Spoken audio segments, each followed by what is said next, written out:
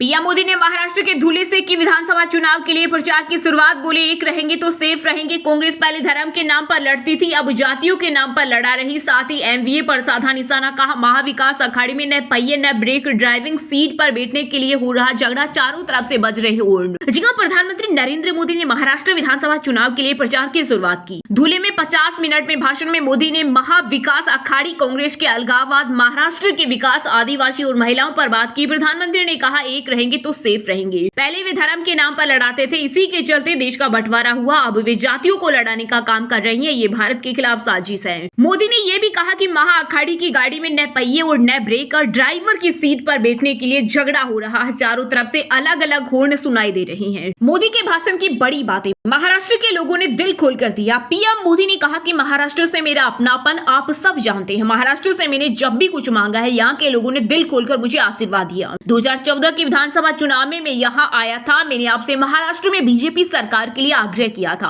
आपने राज्य में 15 साल के सियासी कुचक्रों को तोड़कर बीजेपी को जीत दिलाई। एनडीए ने पहले सरकार फिर जनता को लूटा। प्रधानमंत्री ने कहा, हम जनता को भगवान मानते हैं और उनकी सेवा करते हैं, लेकिन कुछ लोग जनता को लूटने आए हैं। जब लोगों को लूटने की नीयत वाले आते हैं तो हर योजना बंद कर देते हैं। आपने महाविकास अखाड़ी के धोखे से बनी सरकार के 2.5 साल देखे हैं। इन्होंने पहले सरकार लूटी, फिर जनता को लूटा। हमने महिलाओं को केंद्र में रखकर फैसले लिए। पीएम ने कहा कि महायुति का मैनिफेस्टो विकसित भारत का आधार बनेगा। विकसित महाराष्ट्र, विकसित भारत के लिए हमारी बहन बेटियों का जीवन आसान बनाना बहुत जरूरी है। जब महिलाएं आगे बढ़ती है तो पूरा समाज तेजी से आगे बढ़ता है। इसलिए केंद्र सरकार ने भी महिलाओं को केंद्र में रखकर कई बड़े फैसले लिए हैं। कांग्रेस दलितों, पिछड़ों को आगे बढ़ते नहीं देख सकती। मोदी ने बताया कि कांग्रेस की तरफ से एक जाति को दूसरी जाति से लड़ाने का खेल खेला जा रहा है। कांग्रेस कभी दलितों, पिछड़ों, आदिवासियों को आगे बढ़ते नहीं देख सकती। अम्बेडकर ने कोशिश की वंचितों को आरक्षण मिले, लेकिन नेहरू जी अड़े रहे। बाबा साहेब मुश्किल से दलितों और आदिवासियों को आरक्षण दिला पाए। नेहरू के बाद इंदिरा जी आई, उन्होंने भी आरक्षण के खिलाफ यही माहौल बनाया। वे एससी, एसटी, ओबीसी को हमेशा कमजोर करना चाहती थी। राजीव गांधी की सोच भी खानदान से अलग नहीं थी। कश्मीर में कांग्रेस के मंसूबे कायम नहीं होने दूंगा।